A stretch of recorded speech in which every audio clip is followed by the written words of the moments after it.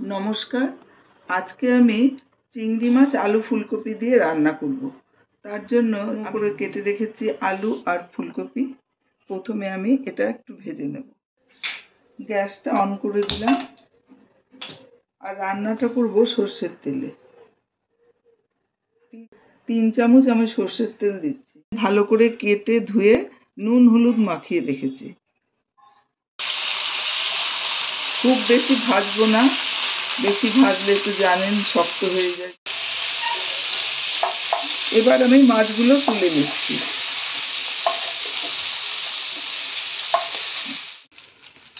এই তেলের মধ্যে আমি আরো 1 চামচ তেল দিলাম আর এতে দিলাম 1 চামচ জিরে ফোড়ন আর 2টো তেজপাতা।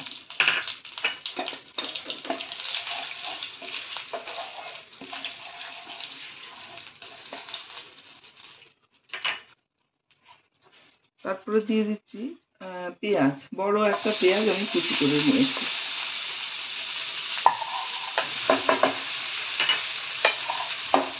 এবার দিয়ে দিচ্ছি আলু আর ফুলকপিটা।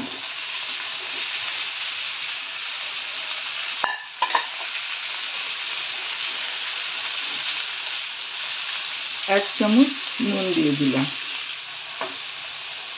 এবার ঢাকা দিয়ে আমি 5-7 মিনিট রাখবো।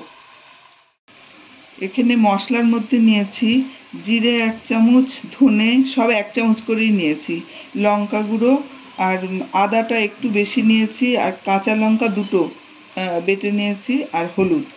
আমি জল দিয়ে একটু গুলে নেব।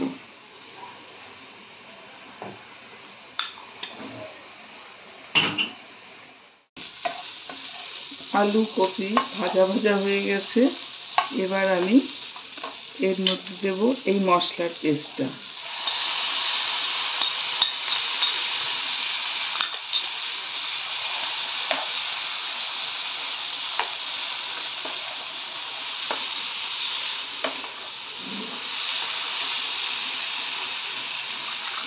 এর মধ্যে আমি আরেকটু জল দিয়ে ধুয়ে আমি আরেকটু জল দিয়ে দিলাম।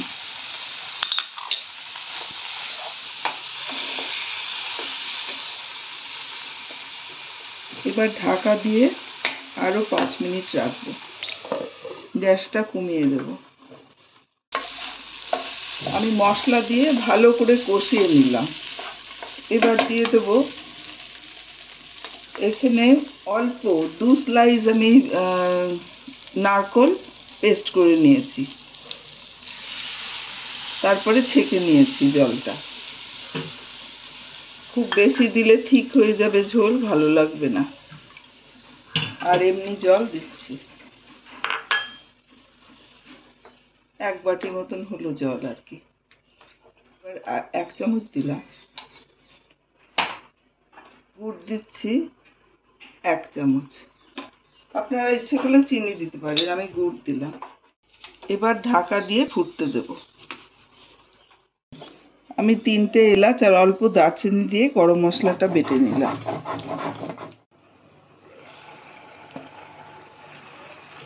ফুলকপি আর আলু সিদ্ধ হয়ে গেছে। এবার আমি মাছগুলো দিয়ে দিই আর 2টো কাঁচা লঙ্কা চেরা দিয়ে দিলাম।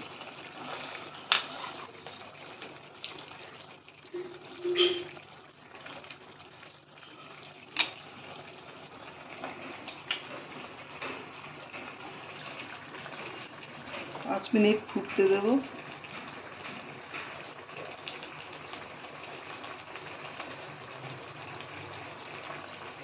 চিংড়ি মাছের মাথা শুদ্ধ রান্না করলে রান্নার টেস্টটাই আলাদা হয়ে যায়, অনেক বেশি ভালো হয়।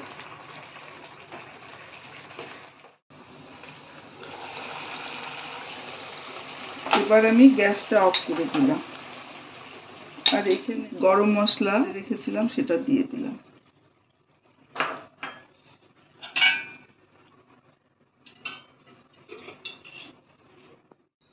আর অল্প করে ঘি দিয়ে দিলাম। গরম মশলাগুলো মিশিয়ে দিলাম। রান্না হয়ে গেল আলু ফুলকপি দিয়ে চিংড়ি মাছ।